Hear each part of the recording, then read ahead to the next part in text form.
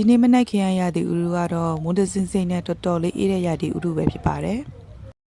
မိုးလက်တိတ်တာပြီးတော့နေအောင်လေးလက်ပေါ်လာပြီးဆိုရကကြောက်ကလေးတွေနဲ့တင်မောစီးပြီးတုတ်စားကြမယ်ဆိုပြီးပြင်ဆင်နေတဲ့အချိန်မှာပဲ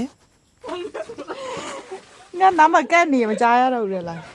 ဟေးအင်္ဂါရဲအမိမ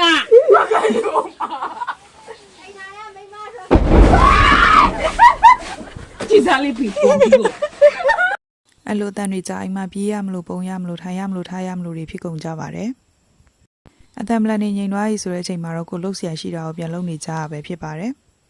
အဲ့လိုတန်တွေကြာရင်ဟိုဘက်ရက်ွက်ဒီဘက်ရက်ွက်တွေမကူရဲတော့တာကြောင့်မလို့လူရင်အားတော့ဒီလောက်ပါပဲအတန်တွေကြားရတဲ့အချိန်မှာကြောက်ပြီးတော့အတန်တွေပျောက်သွားရင်ကတော့ဘာမှမဖြစ်ခဲ့သလိုနဲ့ပြပြပပပဲပြန်နေကြတာပဲဖြစ်ပါတယ်ကဲ CBD ခူရာကြီးလည်းရသွားပြီဆိုတော့တုတ်စားမဲ့အချိန်ပဲဖြစ်ပါတယ်ခူလာတဲ့ CBD လေးတွေကိုရေးရင်ဆေးပါမယ်ရေးဆေးပြီးပြီဆိုလို့ရှိရင်တော့အညာလေးတွေချွေပြီးမတ်စကောထဲကိုထည့်ပါမယ်ပြီးပြီဆိုလို့ရှိရင်တော့စားတုပ်ပါတော့မယ်တကြားထည့်ပါမယ်စားထည့်ပါမယ်အချုံမုံထည့်ပါမယ်ငရုတ်တီမုံထည့်ပါမယ်ပြီးရင်တော့ဒါတွေအားလုံးကိုတမအောင်နယ်လိုက်ပါမယ်ဒီလိုချူချူချင်းချင်းအရတာနဲ့ဒီလိုတုပ်နေလေးကတော့ကလေးတွေအကြိုက်ပဲဖြစ်ပါတယ်ကဲနယ်လို့လည်းတမရွာပြီးနန့်ရွာပြီးဆိုလို့ရှိရင်တော့တွားချိန်အောင်စားဖို့ပဲကြံပါတော့တယ်ဒီမောင်ကြီးကတော့တုပ်ပြီးသားစီးပြူတွေကိုတကြားနဲ့လိမ့်ပြီးစားနေရပဲဖြစ်ပါတယ်